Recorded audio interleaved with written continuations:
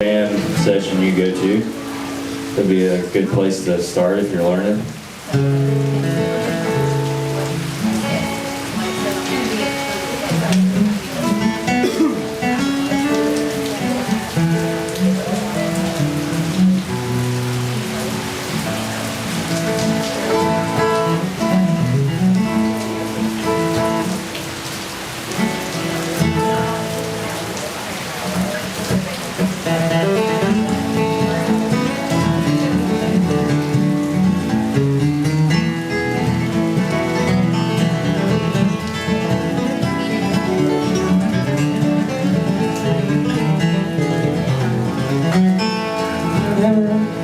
She's a little too heavy, honey for my son, honey for my son. Well, the long day, don't roll too slow. How can I roll when the wheels won't go?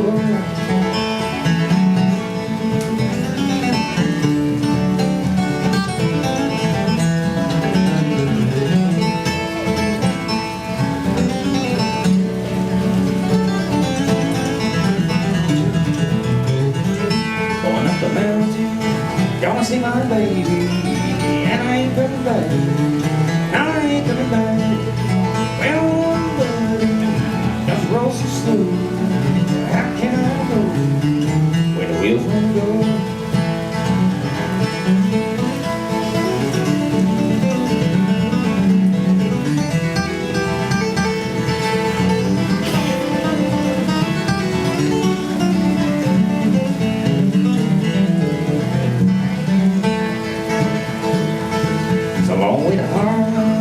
It's a long way to Hazard. Just get a little blue. Just get a little blue. Well, buddy, don't roll so slow. How can I roll when the wheels won't go?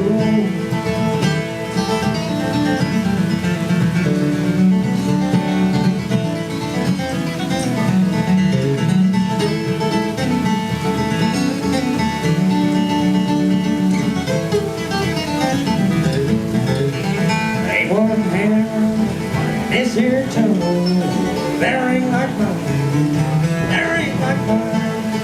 Well, I'm baby, don't roll so slow. How can I roll when the wheels won't go?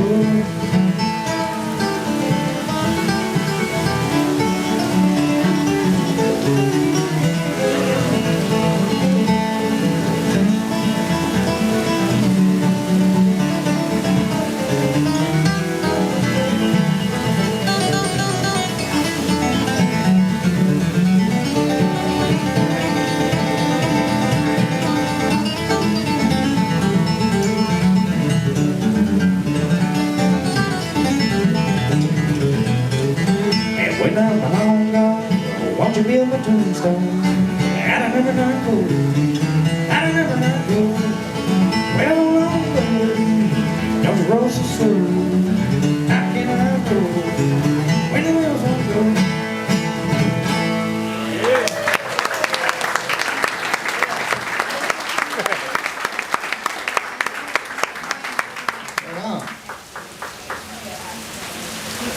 Well, thank you, folks. I sure hope the rain gives us a break, because we want to be dry.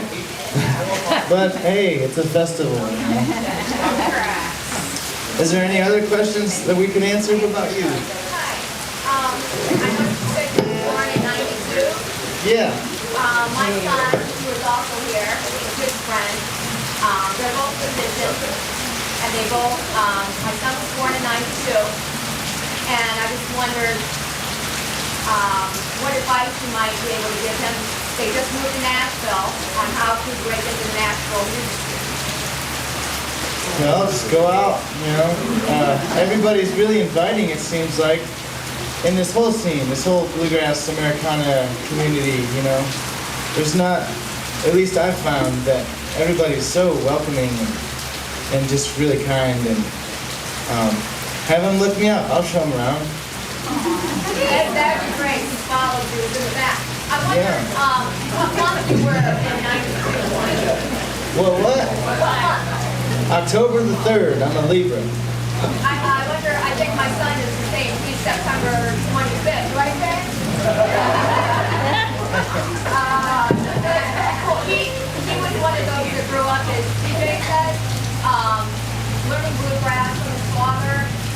to tell you the key that the toilet flush.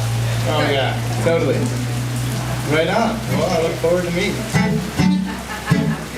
What else?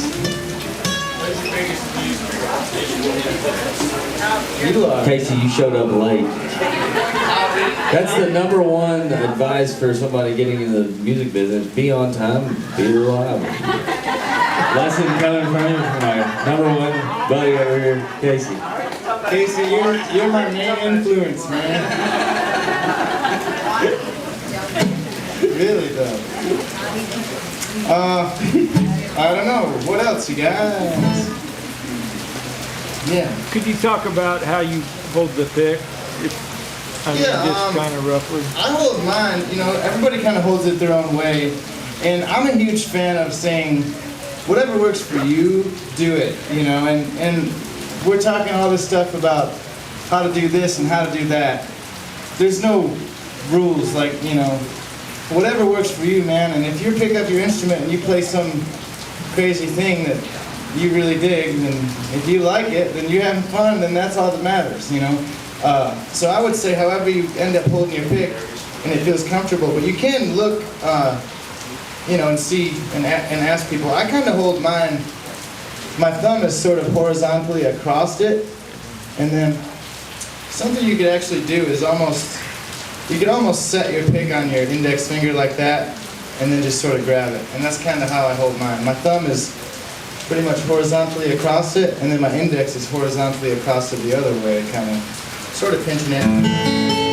Now I let these fingers kind of hang free, and I use my pinky like an anchor to kind of gauge where I'm at. If my pinky's right here, then I know, okay, the B string's right there. And some people do that, and some people don't. How do you hold? You hold really close? I hold my pick much like you described, but I really haven't.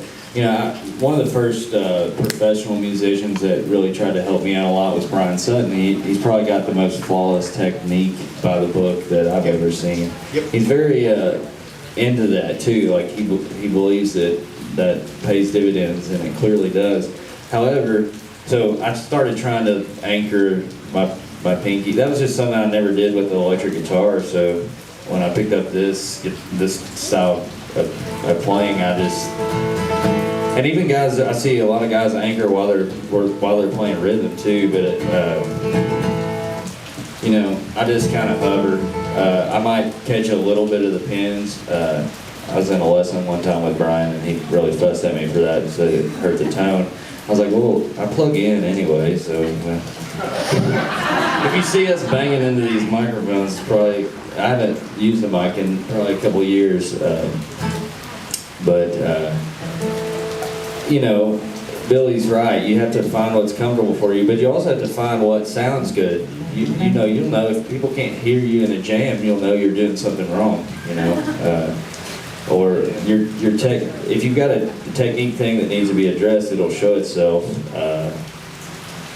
But I have a real struggle to try to. I plant my pinky when I do cross picking at times, but for the most part, I just kind of have it. My hand kind of tucked away. My roommate Molly Tuttle, she's a wonderful guitar player, and she plays with a closed hand like this. She's always. David Greer does as well. He plays. He almost doesn't rotates his wrist. Yeah. I don't know, and a lot of mandolin players play that way as well, with a closed fist like that.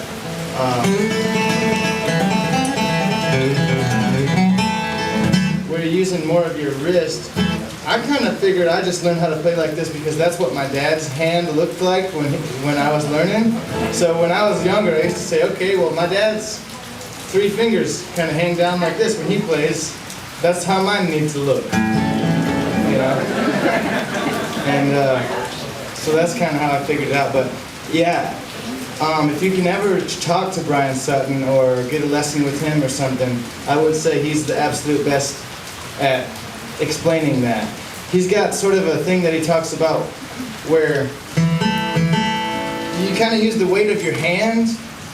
It doesn't take much to hit the string, and it's kind of like what Brian does is like he just sort of lets the weight of his hand hit the note, and his pick is already on the next string.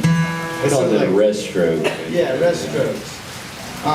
And also if you're doing an upstroke, you know, it doesn't need to be that hard or that wide or anything. It only takes, you know, about the same amount of pressure it takes to pick up a pencil.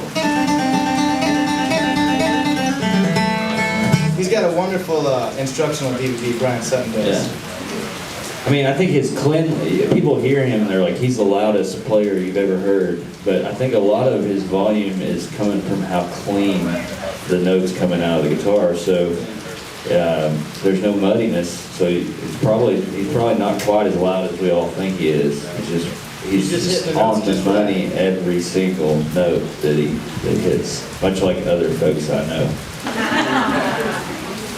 That kind of leads into my question. Somebody recently clued me into right and left-hand synchronization. And I would think especially in bluegrass. Oh yeah. Key. Got any comments or thoughts on that? Well, you got your right hand and you got your left hand, and you got to think right in between both of them.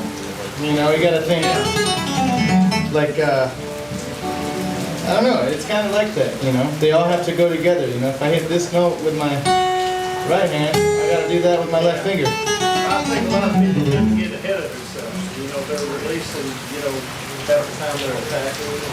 Yeah, sometimes that'll happen. So without the synchronicity, you know, that's where the clarity. Yeah, totally. I think they gave us the finger. We got time for one more tune, I guess. Thank you all.